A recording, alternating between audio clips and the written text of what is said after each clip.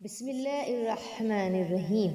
عقیلہ بنی ہاشم، عالمت غیر معلمہ، عارفہ موثقہ، فاضلہ کاملہ، عابدہ آل علی، معصومہ صغرى، امینۃ اللہ، نائبۃ الزہراء، نائبۃ الحسین، عقیلۃ النساء، شریکۃ الشہداء، بلیغہ فصیحہ، شریکۃ الحسین، مفسرہ قرآن، مبلغہ کربلا، حضرت زینب بنت علی ابن ابی طالب۔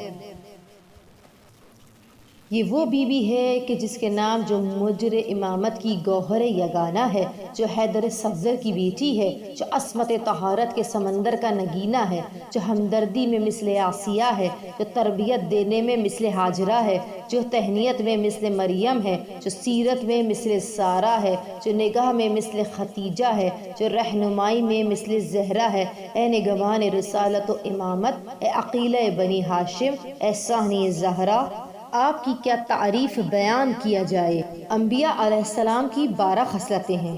بہار الانوار میں امام جعفر صادق علیہ السلام سے مروی ہے کہ انبیاء کرام میں 12 خصلتیں اور فضیلتیں ہیں جو ان کو کامل رتبے تک لے جاتی ہیں، اور وہ ہے مقام یقین، قناعت، صبر، مروت، حلم، جود و سخا، شجاعت، غیرت، حسن خلق، صدق و امانت۔ ان میں سے ہر ایک صفت کی ایک شرح ہے جو اپنے مقام پر مذکور ہے، اور یہ 12 صفات بی بی زینب سلام اللہ علیہ میں موجود ہے۔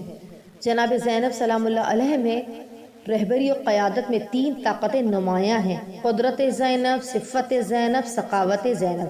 حضرت زینب کی پہلی طاقت رہبری یعنی قدرت زینب، اس کا کام یہ ہے کہ یہ تواضع اور اخلاق پیدا کرتی ہے۔ دوسری طاقت یعنی صفت زینب، یہ ارادے میں پختگی اور مضبوطی پیدا کرتی ہے۔ تیسری طاقت یعنی سخاوت زینب، یہ انسان کے اندر اس کی اصلیت اور فطرت کو جوش دیتی ہے اور اس کو ہوشیار کرتی ہے۔ شہزادی زینب کے بلند و پایہ مقامات و درجات میں سے ایک ذات پروردگار عالم کی محبت ہے۔ جب ہم عقیلہ بنی ہاشم بنت علی ابن ابی طالب کی طرف دیکھتے ہیں تو شہزادی اس مقام محبت میں یگانہ اور بے مثال نظر آتی ہیں۔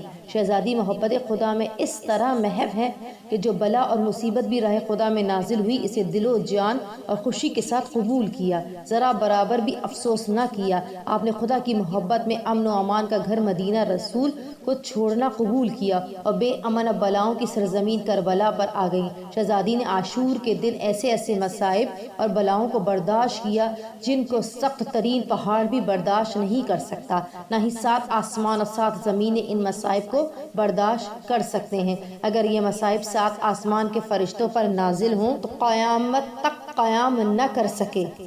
عالمین میں جناب سیدہ طاہرہ صدیقہ کے بعد اگر کوئی خاتون عزت و عظمت، جلالت و قدر، فقر، انسانیت میں مثل زہرا ہے تو وہ انہی کی بیٹی عصمت صغرا جناب زینب سلام اللہ علیہ ہیں، جو اپنی ماں کی طرح فقر و مناقب میں ثانی زہرا ہے۔